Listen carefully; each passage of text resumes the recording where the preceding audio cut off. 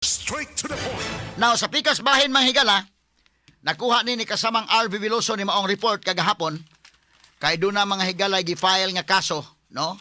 Si kinini ang son-in-law ni Governor Pam Balicuatro, si Dr. Janos Vizcaino Jr. Yan ang gawas po ni sa mga pamantalaan. Mao ni si Dr. Janos Maygala, wala nako ni ipa bati ni maong video mahigala kay ma-mention lagi angan atong kuanday di la ko to ipa-mention kay di man to public official nya musikat nya to. Basta parinti ni gobernador kanhi gobernador Gwen Garcia ang gikiha. Kay labihan man sad mahigala kahingiha karon nabawsan mga sukit ti paminaw. No, gikiha siya mga higala ni Dr. Janos Vizcaino Jr., ang son-in-law ni Governor Pam Balicuatro dito sa Mandawi City Prosecutor's Office. Cyber libel ang gipasakang kaso. Batok mahigalas parinte ni kanhi Gobernador Gwen Garcia. Ang reklamo gumikan kini sa nag-circulate nga mga posts gikan sa verified Facebook account allegedly nga gipanag-iya ining parinte sa kanhi Gobernador Gwen Garcia nga nagbutang og mga sayop, mga malisyoso o mga dunay mga defamatory statements mahigala batok ni Dr. Vizcaino mga sukitig paminaw. Kinigod mga higalang magbutang-butang kaniya sa imong kuan Facebook o mga libelos gani na responsable ka sa imong gipanulti dinha. Bago na importante nga bantayanan sad mga sukitig paminaw, no? Naman gud tay kuan god, no? Naman tay freedom of expression but kana mga fake news dili na covered. Kung magbutang-butang kaniya mga higala. So ang giingon diri mga kagilaan nga sa 23 page affidavit complaint ni Dr. Janos matod pa mahigala, these false imputations made by niining maong tao were made with no good intention or justifiable motive except to discredit my good name and reputation as a doctor. Straight to the point. Kining umagad mahigala ni Governor Pam Balicuatro nga nipasakag kaso, ingon sa kini mga higala pagbutang-butang nga gihimo ni ining maong tao, wa gi hinungdan. Unya usa ka pag butang-butang di man po na maka-afford mahigalag dauton na imo nga nadugay ni mong gi muntar, dugay kang nagpundar sa imo nga dinha. Unya butang-butangan lang ka. Kabantay mo atong tawhana mahigalang parintis gobernador kanhi nga mabutang-butang og istorya ba. Bastos pag kayo mahigala sa iyang mga pagbutang-butang og istorya. Muna karon, ang ubang mga tao magod buraog mo agwanta lang, ang ubang mga tao mahigala pasagdan na siya, mo di na sa tagdon. Pero magsigig panaot niya bastos kay baba. Wa man to mo follow mga rules, di masa to members KBP.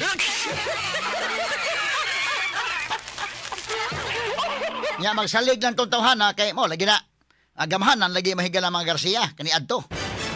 Kining tawhana usa ni mahigala nakapilding Gwen. Nya mga tao ni Romingo man di tamo kwan, di kita pabalikon ni sila kay abusado man kayo. Di lang igo mahigala sa diha sa iyang social media account ang mga pagpangharas bisig unsay panulti mga sukitig paminaw. Mo kon bagyod napagay mga aksyon nga grabe gyud ka abusado. So karon at least ikauntiran sa mahigala ni Dr. Janos Vizcaino. Sige, kamoy pagkihaay diha. Lisod man kayo mga higalang kaniadto daghan sa pangkihala. Magsalig ba? O karon ibawsan og kiha mahigala.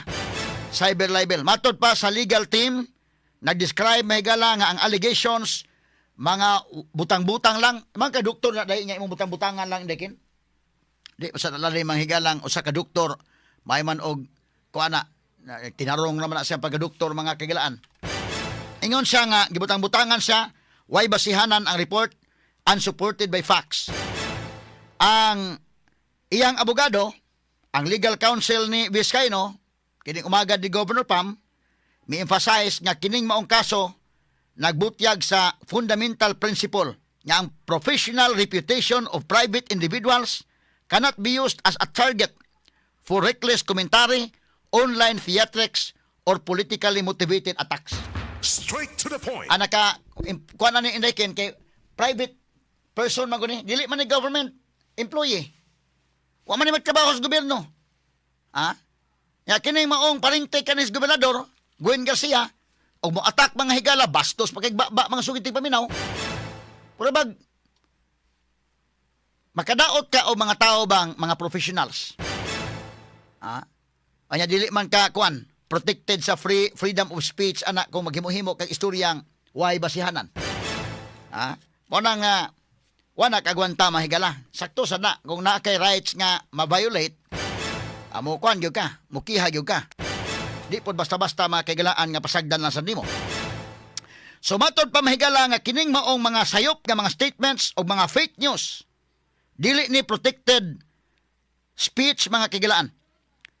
O kini nag-undermine sa public trust, degrade civil discourse, and have no place in a society that values truth and responsibility.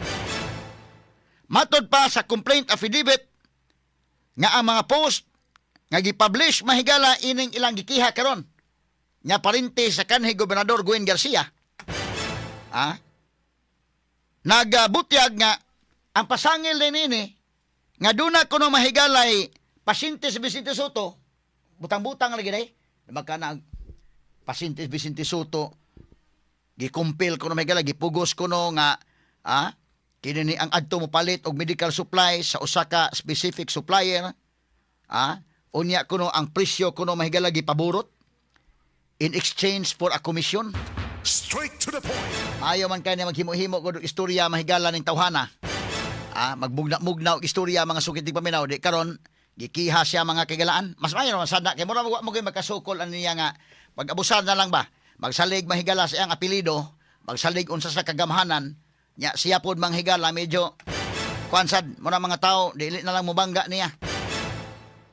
Nya pasagdan lang nimo na asa naman tong rule of law sad ug mauho na mga sukiting paminaw. Straight to the point. O kinis Dr. Janos wa na kagwanta. Giklaro mahigalan Dr. Janos Vizcaino ang umagad ni Governor Pam nga he is not affiliated with Vicente Soto Memorial Medical Center and that his orthopedic practice is conducted in Chongwa Medical Center and University of Cebu Medical Center. Dili sa konektado. So kining iya mahigala himo-himo ra gani istorya.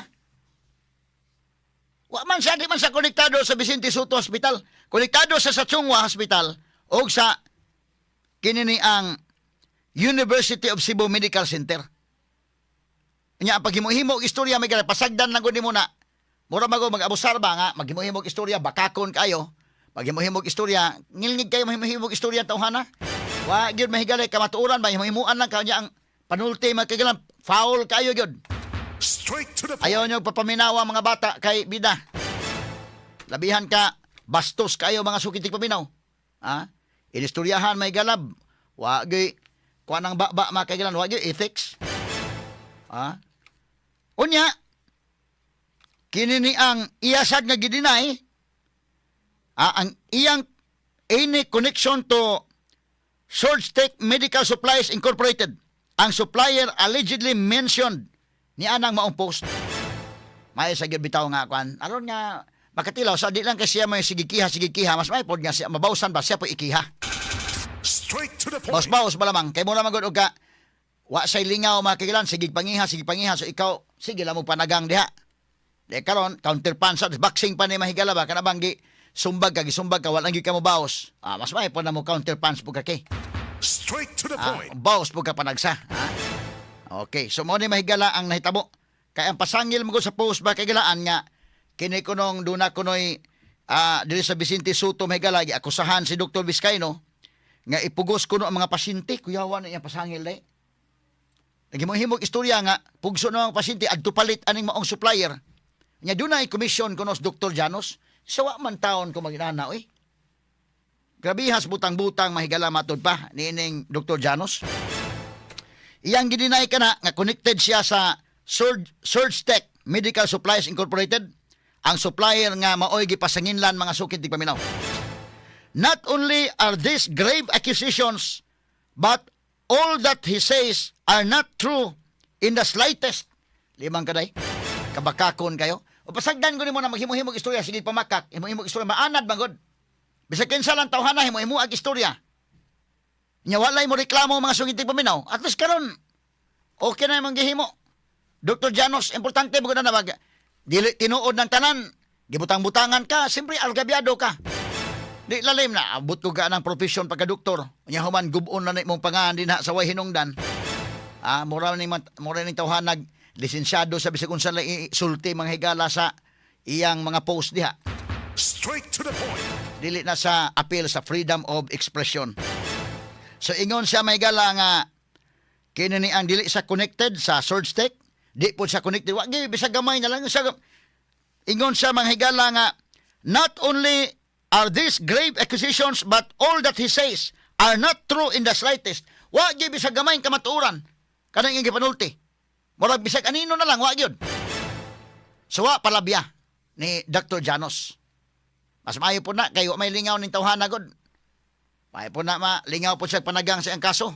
Di po maayo nga sige na siya sige kaso. Di, kadto mga taong algabyado, labon wa na sa gahom, mubaw sa kaso. Mao ni mahigala nga, tanaw ko kadtong iyang parinti nga si Governor Gwen Garcia. Usag yun na, nga mga tao di na gyud ganahang mubutar, gawas nga bati kitog batasan, bati kay ito mahigalag pang gobyerno niya sa Kapitolyo. Di apod mahigalag iyang parinti nga nakadugang po siyang kapildihan. Straight to the point. May mga tao di tambutar mubalik na sa kuwan tanawa ko ng iyang parinti nga abusado kayo. Napas gahom mahigalag politik abusado nya karon bisag wa na kalis gahom sige ka pagpapangharas. Kinsa man kang tawhana ka. Ang mga katawhan na gyud mo imo kuan mo na mga tao nga subuanon. Lisod mo kayo nga dunay mga abusadong kuan ba? O kani mo ni mga higala ang iyang legal team. Di ba ni si attorney kuan day? Di la sir na ba ni? Di ni mao. O sa mga lawyers. Oho. Okay. So gidinay niya ni. Di man siya connected sa Vicente Soto. Himuhimuan sa istorya nga. Connected sa Vicente Soto. Doon na kuno'y connection dito sa Sword Stick Medical Supplies. Adto papaliton. Aron doon ay commission. Grabe ng istorya ha. Grabe ng istorya ha. So at least okay. Sukla na siya mahigala. Way mo sukol good. Murabag. Ang uban mahadlok sa legal. Mahadlok kay mo na iyang apelido. Mahadlok mahigalas kuan. Tanan. Sa tanan aspect ng hadlok ang katauhan. Nya magpabilin lang tayo anak nga mga hadlok ang mga tao. At least kana sukol na Dr. Janos. Sakto na imong gihimo. Uway ka matuuran di na butang-butang ra na. Gidaot imo nga di okay kiha. Straight to the point. Isa pa tong uban nga gidaot-daot lang. Kita katapat gyud. Kuan kay sobra ka abusado ba nga di nimo masabot mahigala. Mao ni usas na kapildi ni kuan kanhi Gobernador Gwen Garcia. Ingon si Dr. Vizcaino mahigala, I never have taken a commission for the supplies purchased in the practice of my profession as an orthopedic doctor. Wa gyud kuno siya mga higala never gyud nga nakakuha siya commission sa mga pagpalit o mga supplies sa iyang pagpractice mahigala sa iyang profession as an orthopedic doctor. Wa gyud sa kasuway ana. Diba ka butang-butangan na kanay nana? Not only does this allegation imply a huge breach of trust with the patient, but it is also considered highly unethical in the field of medicine. Straight to the point. Ikaw, tao kang tarong mahigalan, tinarong ka sa mong trabaho, niya na tigbutang-butang nimo. Usahay mo kung ka na magbutang-butang, pasagdan lang nimo. Mukuan magod na, ka na bang magtuon na sa naguban nga tinuod ba? Mani, tubagon gini mo. Lisod man kay butang-butangan ka nga kuan. Kita bitaw may gala butang-butangan tawag na magbutang-butang na to, di mo pwede di palabyon ni mo na di mo tubagon. Imo ganang i-explain. Lisod man kayo mo ni doon lang mga tao hinog na tinuod ng tanan kaya ano mo tubaga. Okay.